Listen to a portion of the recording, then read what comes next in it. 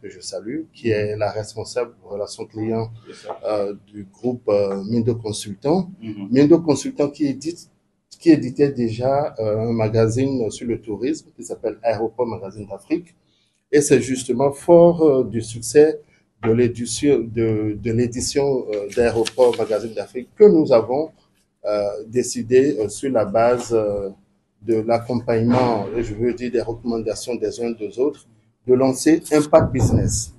Alors, vous n'êtes pas sans savoir que sur la place africaine, il y a beaucoup de magazines, beaucoup de journaux, mais très peu de magazines qui traitent de l'information économique sur le continent. Alors que l'histoire du développement du continent se déroule devant nous et qu'il faut un narratif positif sur ce qui se fait de bien en matière de développement, en matière de politique publique, en matière d'investissement. Et donc, c'est comme ça que l'idée d'Impact Business a vu le jour avec des associés à moi. Et nous nous sommes dit, on peut mettre en place un support de communication qui respecte l'image de l'Afrique, mais qui n'est pas complaisant, mais qui demeure quand même professionnel.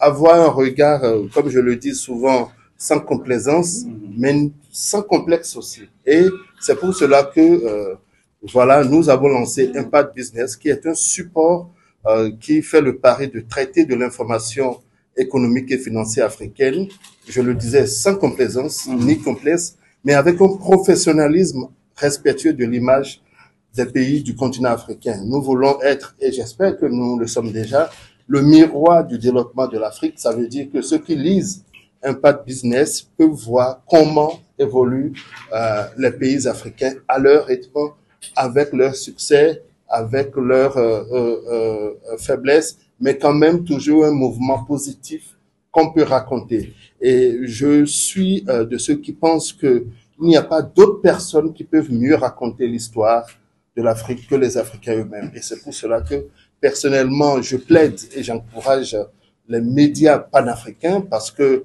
il y a un travail, je dirais même politique ou idéologique à faire. Le combat est là. Nous ne pouvons pas confier notre narratif à d'autres médias qui n'ont aucun intérêt en Afrique. Voilà. Donc, c'est pour cela que nous avons décidé donc de lancer Impact Business et fort heureusement, nous constatons, nous avons eu plutôt la chance d'avoir dans cette aventure beaucoup de noms, voilà, de renom, je peux parler ainsi, des plumes qui ont fait leur preuve dans plusieurs médias. Je peux citer, voilà, Josué Blaise Mbankakak, qui est camerounais, Yao Noël qui est ivoirien, Monsieur Eric Tchendier qui est l'un de nos conseillers, Jean-Victor Nkolo, mon aîné Mamadou Lamine Diatta, Bakary Dabo et d'autres Africains, que ce soit du Mali, du Bénin, du Burkina, qui justement ont vu en Impact Business un support qui est capable de porter haut un certain écho des économies africaines. Parce que nous pensons qu'il n'y a pas une économie africaine. Il y a des économies africaines parce que le Sénégal bouge avec son économie, la Côte d'Ivoire bouge avec son économie,